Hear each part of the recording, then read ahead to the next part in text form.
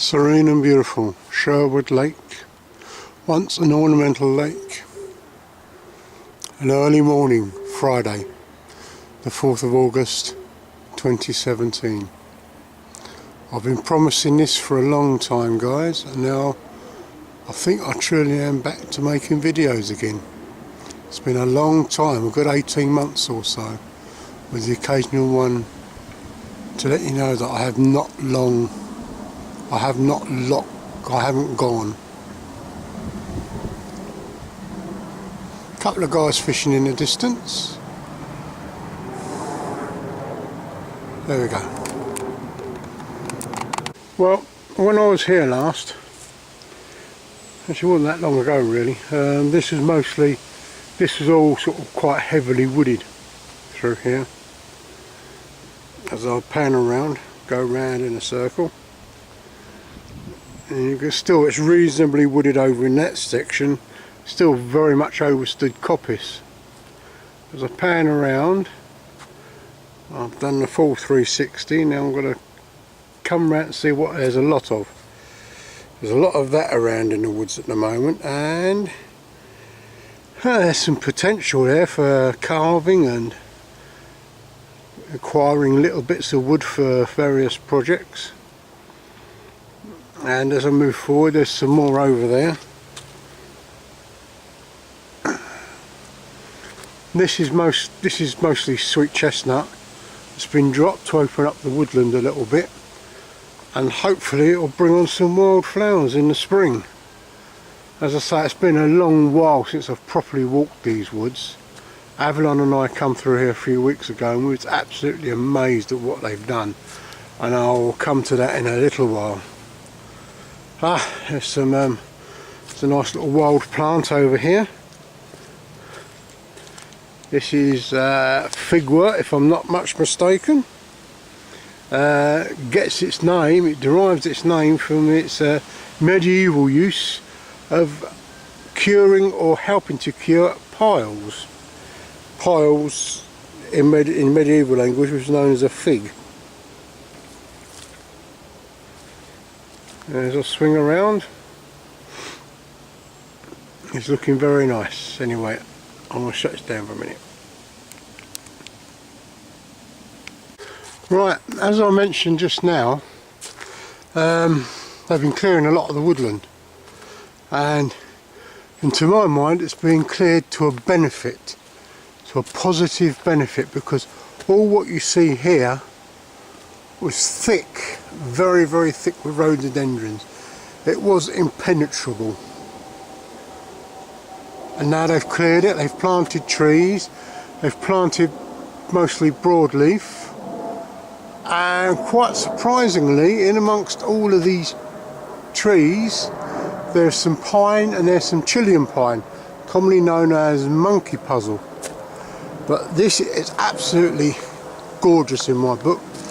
Sometimes I get a little bit annoyed with some of the tree and woodland management, because I don't think it suits what we want, but this is superb. All the rhododendron has now gone, and I can actually access this part of the woodland. And there's one or two trees I can sling a hammock up across. I can keep here overnight. It could be quite comfortable. It's absolutely beautiful. Great for all the activities that I like to do out in the woods and countryside. I mean, just think, this was impenetrable. And all these wonderful stands of trees, some dead, some alive. Gorgeous.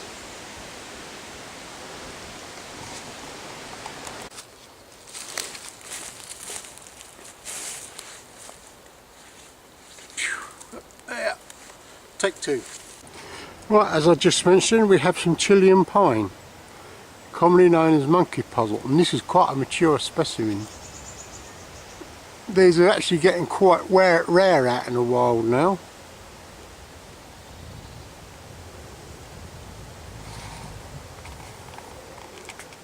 There's an example of a nice stand of redwoods, or should I say redwood. If you look across the bottom there, you can see the original trunk. This tree obviously in times past has fallen down, and from the side shoots grew 1, 2, 3, 4, 5, there's a pan long, 6, 7, 8 other trees. Quite amazing.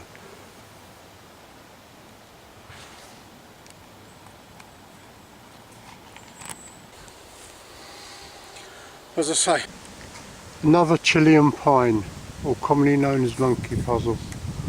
I shall zoom into the top and let's see what we have.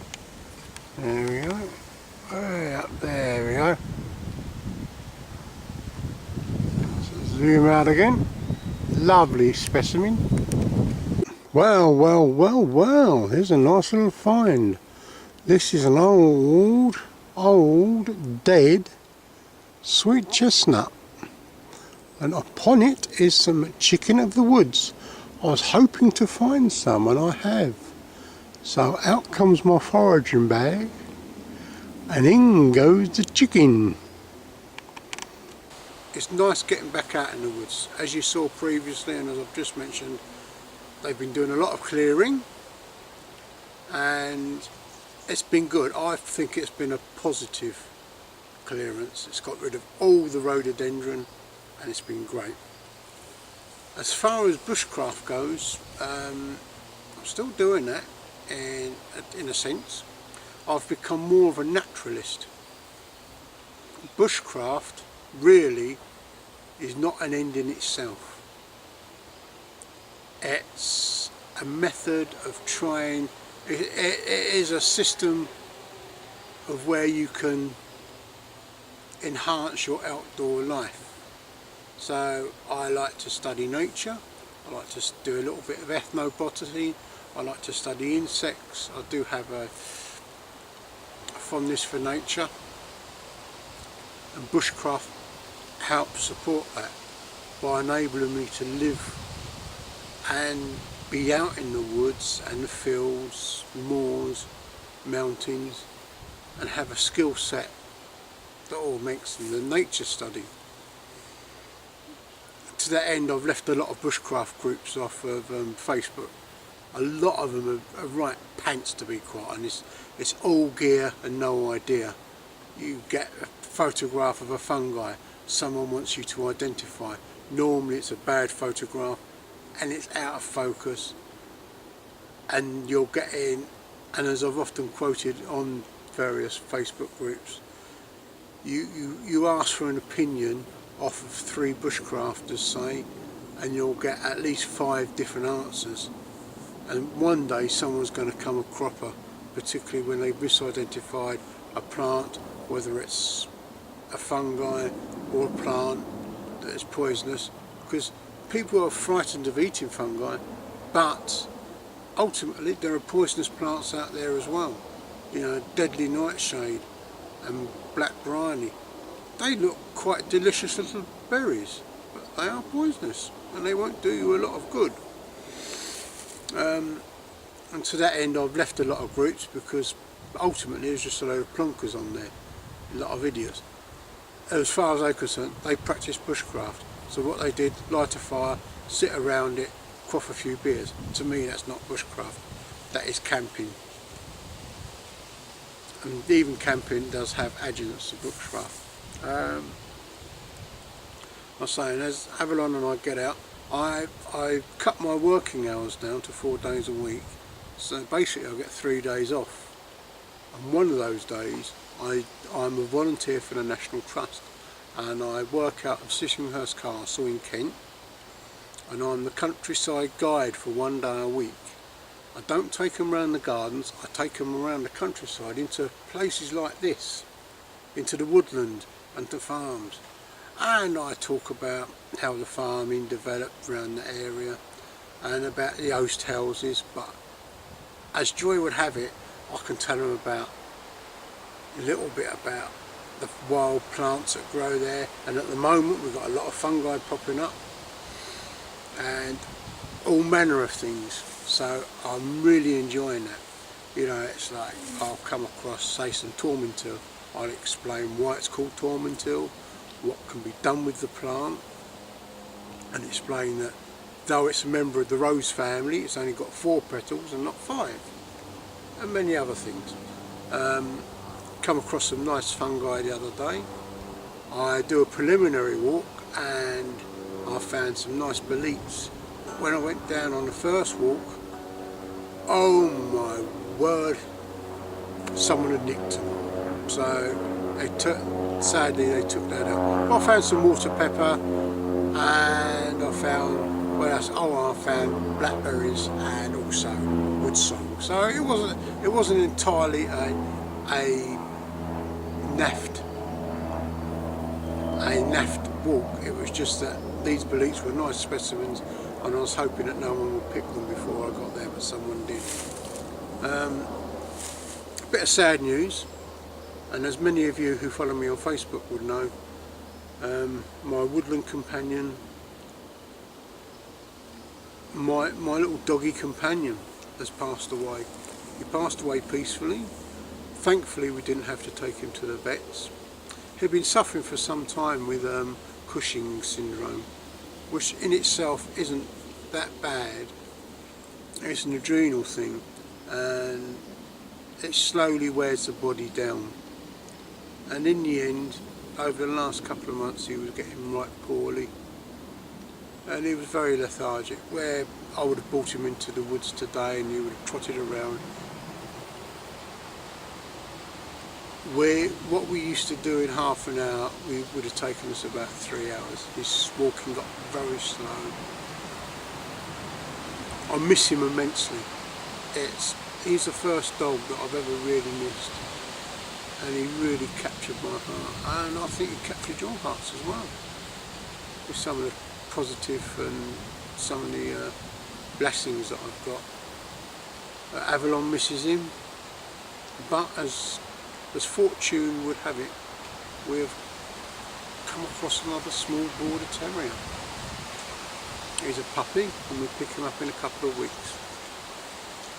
There's not a lot to say. So this is just by way of, I'm going to shoehorn myself back into the woods. It could be another video in next week, or it could be in a couple of weeks' time. I'm hoping to do more on the nature side. I still have my interest in bushcraft, and I still have a great love of the outdoors. It's just sometimes life takes over. I've got to repair this hammock. One of the holes have got bigger, so I need to get some bake line and stitch it together. It shouldn't be too bad. Sorting out some gear, and I'm going to cut down on the gear that I've got. You don't need a lot of gear for bushcraft or for going outdoors. Oh, and to that end, Avalon and I are going camping. Not Woodlands camping, we're going to a proper campsite with a big tent. It is a big tent, and it's a way of having a holiday and being able to go to various places for us. Unfortunately, we have booked Alfie in for the holiday, and sadly he won't be with us. Well, having said that, he'll probably be with us in spirit, and as we come back off our holiday, we pick up Thor, who I will be introducing in a few weeks' time.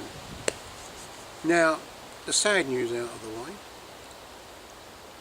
we had some very good rain this last few weeks, and it's turned summer into autumn, sort of, and it's had a most amazing effect on the fungi. I picked up a whole trug full of boletes, nice penny buns. Well, I had a Hungarian mushroom soup yesterday. The day before I cooked them up and we had them with some lamb. I've got a few boletes in my pocket, and I've got a bag with some chicken in the woods and some field mushrooms. So 3 fungi today, and well, there are 3 species of fungi, and very tasty they will be too. Chicken in the woods is a really nice fungi. It's really tasty, it's quite substantial, it does have this texture of poultry meat. Nice, sort of dipped in egg and breadcrumb, or you can just fry it in a little butter as it is. It's great to cook over the old campfire,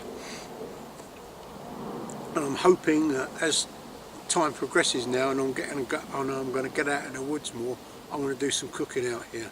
It's been a while since I've cooked in the woods. I love cooking over a fire. It's great fun. But I'll also be doing some backyard bushcraft. I've taken on a few skills. I'm looking into dyeing our own wool, Avalon spins, and Avalon spins, and I'm getting into weaving. I've only woven one piece on my big loom so far. Again, it's a time factor. It can take up to 3 to 4 hours to warp up my loom, and it does take a long while to do it. And of course I'll get in from work, I'm a little bit tired, yeah, I'll get like that, and I'll sit down. By the time I finish sort of adjusting myself, it's gone.